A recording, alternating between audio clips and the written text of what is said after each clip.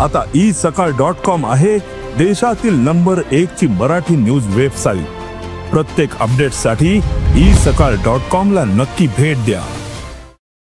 तुम्ही हातबल आहात का? सरकार मनोज जरांगेच्या आंदोलनापुढे झुकलंय का? GRच्या भाषेमध्ये वर्डिंगमध्ये फरक काहीच नाही, पण त्यांनी जी उपाययोजना सुचवलेली आहे ती उपाययोजना महाराष्ट्रातल्या ओबीसीचं आरक्षण संपवणारी आहे। जे काही महाराष्ट्रामध्ये बोगस सर्टिफिकेट इश्यू केली जात आहेत, अगदी 25,000 पासून 5 लाखापर्यंत त्याचा दर निघालेला आहे, तर त्या लोकांना या GRद्वारे मनोधैर्य भेटणार आहे, मनोबल भेटणार आहे आणि ओबीसीचं आरक्षण संपुष्टात येणार आहे। मुळात हा GR संविधान विरोधी आहे। मुळात हा GR अगोदरच्या उच्च न्यायालय सर्वोच्च न्यायालयाने जे जजमेंट दिलेले आहेत त्या जजमेंटच्या विरोधातला आहे। हा GR काढण्याचा अधिकार शासनाला नाही। मुळात जी उपसमिती निर्माण केलेली होती त्या समितीनं तटस्थ राहून काही निर्णय घेण्याऐवजी बायस निर्णय घेतलेला आहे आणि मुळात ओबीसी आरक्षण अशा एक्झर्शनद्वारे मला वाटते संपुष्टात आलेलं आहे। तुम्ही पण हातबल दिसताय, अनेक ओबीसी समाजाचे नेते सुद्धा नाराजी व्यक्त करतायत। पुढली दिशा कशी असणार आंदोलन? बघा, न्यायालयीन लढाई आहे, रस्त्यावरची लढाई आहे। सरकारला झुंडीची भाषा कळते तर झुंडसुद्धा घेऊन जावं लागेल। दुसरी गोष्ट PIL आहे।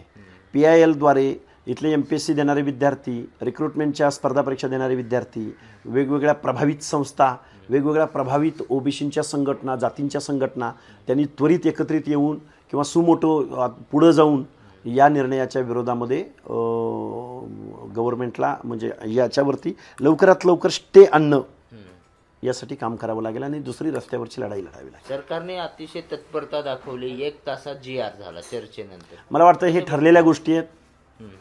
मुळात न्यायालयाच्या निर्णयापुढं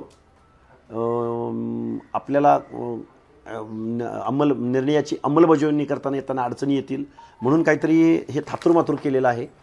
मुळात GR ॲज इट इज वर्डिंगमध्ये दिलेला आहे, पण त्याची जी उपाययोजना सुचवलेली आहे ग्राम महसूल अधिकारी, ग्रामपंचायत अधिकारी आणि सहाय्यक कृषी अधिकारी या लोकांना जे काही चौकशी करून त्यांना मदत करा असं जे म्हटलेलं आहे हे घटनाविरोधी आहे, आरक्षणाच्या पॉलिसीच्या विरोधी आहे। ओबीसीचं आरक्षण संपवणारं हे काही ज्या काही उपाययोजना सुचवलेल्या आहेत, शासन निर्णय घेतलेला आहे, हा तो निर्णय आहे। तुम्ही 2 दिवसापूर्वीच म्हणला होतात की आम्हालाही मग लाखाचे मोर्चे घेऊन मुंबईला जावं लागेल। ही लढाई आहे, ती त्यांची लढाई संपली। आता मग ओबीसी पण मुंबईत दाखल होणार का? आता लढा ओबीसी आज बहुतेक ठिकाणी आज रास्ता रोको झालेले आहेत, निवेदनं दिली गेलेली आहेत आणि दुर्दैव या गोष्टीचं आहे की काही दिवसांवरती पंचायत राजच्या निवडणुका येऊन थांबलेल्या आहेत आणि या निवडणुकामध्ये सर्रास बोगस सर्टिफिकेटचा सुळसुळाट होईल आणि ओबीसी मात्र प्रतिनिधित्वापासून आणि संविधानिक अधिकारापासून कोसो मैल दूर गेलेला असेल। आता बंजाऱ्यांनी ऊस तोडायला जावं, बंजारांनी तांडा सोडू नये, वीटभट्टी किंवा पुण्या मुंबईसारख्या ठिकाणी शारीरिक श्रमाची कामं, बांधकामामध्ये वाळू वाहणं, विटा वाहणं, बांधकाम करणं, प्लास्टर करणं ती कामं करावीत। मेंढपाळांनी मेंढ्यांचा व्यवसाय करावा। बलुत्या अलुत्यांनी आपले धोबी बांधवापासून ते सुवर्णकार बांधवापासून, कुंभारापासून ते लोहारापासून सगळ्या लोकांनी आपला आता आपण परत 400 वर्ष मागे जाणार आहोत। डॉक्टर बाबासाहेब आंबेडकर, महात्मा ज्योतिराव फुले यांच्या सामाजिक न्यायाच्या तत्वाला हरताळ फासण्याचं काम या गव्हर्नमेंटनं केलेलं आहे। याच्या उपरोक्त मला काही बोलायचं नाही। आम्ही लढतो, आम्ही लाट्याकाट्या खातो, आम्ही दगडं आम्ही घेतो, वर्षाव झेलतो। आम्हाला जेवढं कळलंय तेवढं आमच्या मजदुराप्रमाणे आम्ही काम करायचा प्रयत्न करतोय। तुम्ही ठरवायचं आहे काय करायचं ते। महाराष्ट्रातील सर्व बातम्यांचे विश्वासार्ह व्यासपीठ, सकाळच्या सर्व सोशल मीडिया प्लॅटफॉर्मला लाईक, फॉलो आणि सबस्क्राईब करा।